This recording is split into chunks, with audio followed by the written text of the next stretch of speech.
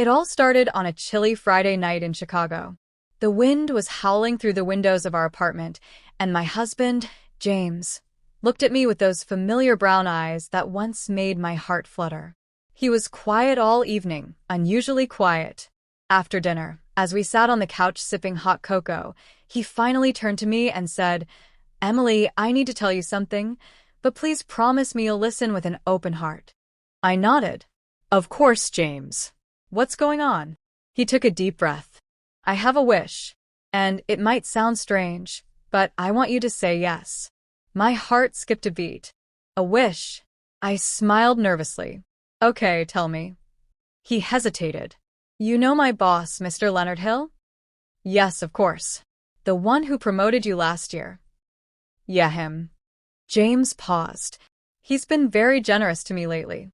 We've grown close, and during one of our conversations, he expressed a very unusual desire. He wants to spend an evening with you. Just talk. Maybe dinner, but privately. In a hotel. He finds you fascinating." I blinked. "You're saying your boss wants to go out with me?" He nodded, ashamed. "Not just that.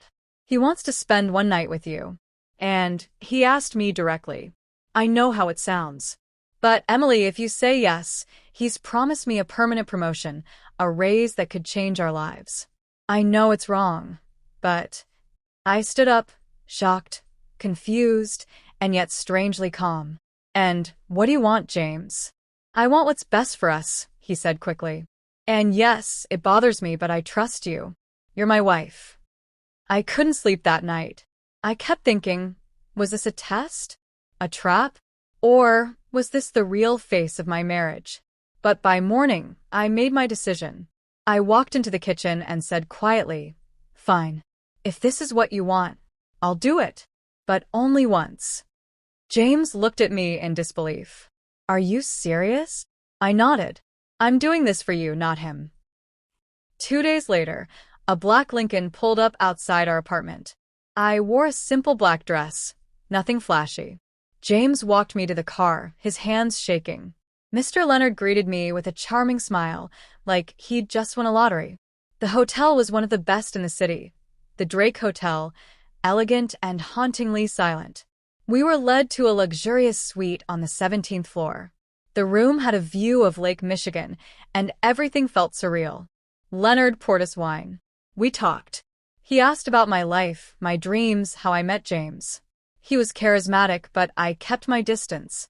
Then he looked me in the eyes and said, "You're different. I see why James fell for you." I replied calmly, "So, why are we really here, Mr. Hill?"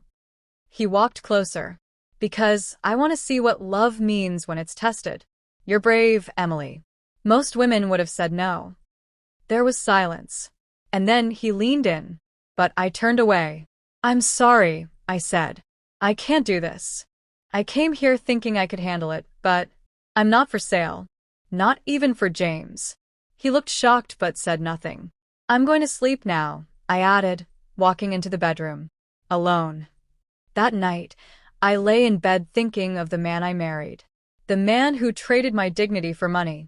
And though Leonard respected my choice and slept on the couch, the real betrayal had already happened. Not in this hotel room, but in my own home. The next morning, James was waiting outside. His eyes were heavy with guilt. "Did it happen?" he asked. I shook my head. "No." "But what you wanted already did." He tried to apologize. "Emily, I was stupid. I thought this would help us." I cut him off. "You didn't just break my heart, James. You gave it away. And now I don't know if I want it back." He looked down, speechless. A week later, I moved out. I needed space to heal. Leonard never contacted me again.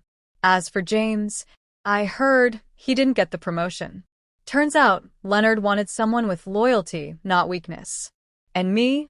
I learned that love isn't about sacrifice. It's about respect. And once that's gone, no wish can ever bring it back.